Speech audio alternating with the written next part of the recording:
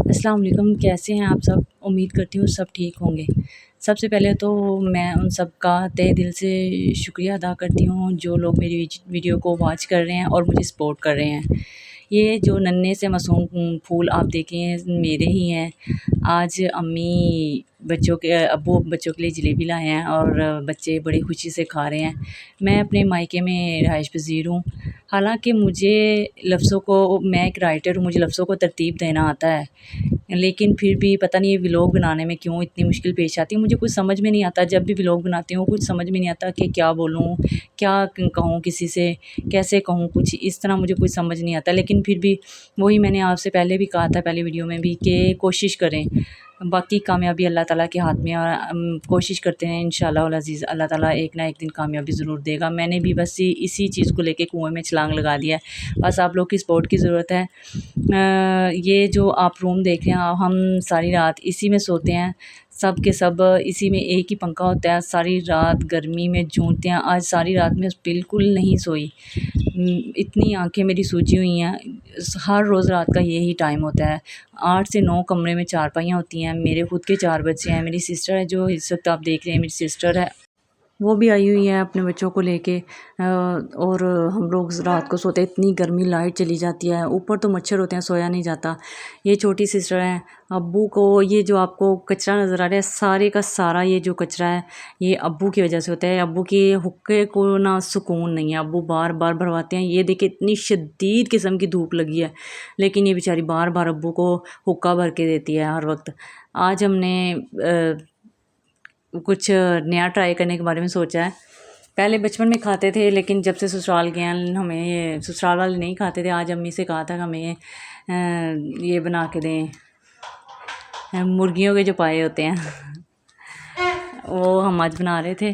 तो मैं बात कर रही थी कि हम लोग सोते हैं रात को, इतनी शदीद किस्म की गर्मी होती है। एक पंखा, क्योंकि उसकी वजह से एक भाभी हैं वो अपने रूम में अलहदा होती हैं, उनका एक छोटा सा बेटा, वो अपने रूम में सोती हैं, और बाकी हम सब के सब टोटली एक रूम में सोते हैं। हम पंखे की वजह से एक पंखा होता है, सारी रात मैं पसीने में शराबूर होती रहती हूँ। और बच्चों को लाइट चली जाती है, बच्चों को सारी सारी रात हवा देती हूँ, उसके बाद मैं वीडियोस तैयार करती हूँ।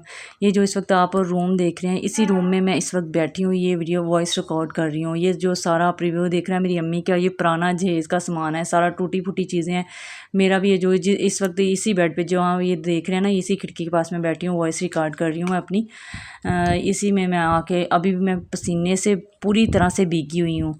हाथ में हाथ पंखा है, उसके साथ हवा दे रही हूँ खुद को और वीडियो रिकॉर्ड कर रही हूँ, सिर्फ इसी वजह से कि मैं अपने बच्चों को अच्छा मुस्तकबिल देना चाहती हूँ। घर वाले तो सारे कहते हैं कि इन्होंने तुम्हारा साथ नहीं देना, इन्होंने बड़े होकर अपने बाल जैसा निकलना है। कुछ बच्चे आजकल के बहुत ज़्यादा शैतान हैं, मोबाइल्स का तो देख देख के जो कुछ वो मोबाइल में देखते हैं वही वो सब कुछ करते हैं। इसलिए हर वक्त डर रहता है कि वो कुछ चीज़ तोड़ ना दें। मायके में रहना बहुत एक लड़की के लिए आसान नहीं है। ये सब के सब हर वक्त यही होता है कि अम्मी के कोई बात ऐसी ना हो जाए, कोई बच्चे गलत काम ना कर दें, मुझसे कोई बात ना निकल जाए, हर वक्त खामोश रहना पड़ता है।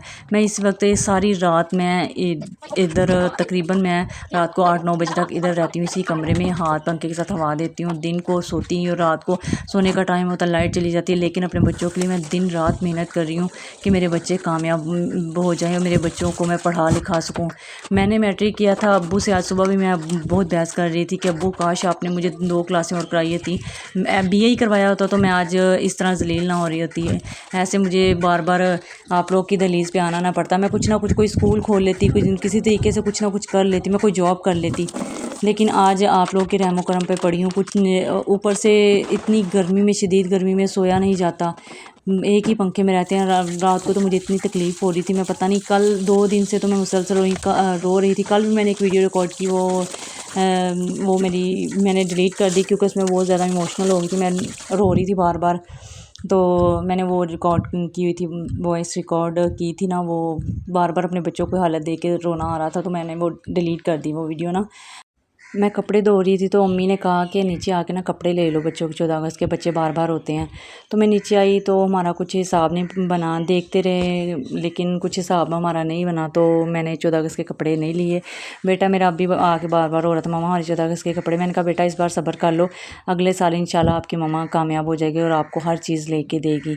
मैं आप लोगों से अपील है कि आप लोग मेरी वीडियो को लाइक कर दिया करें और अच्छा सा कमेंट कर दिया करें मेरी हौसला अफजाई के लिए, और मेरा साथ दें ताकि मैं दिखा सकूं कि मैं सब कुछ कर सकती हूं और मैं अपने बच्चों का सहारा बन सकूं और उनके लिए एक घर बना सकूं, ताकि मैं अपने बच्चों को आराम से लेके वहाँ बैठ सकूं और मैं और मेरे बच्चे किसी के मोहताज ना रहें।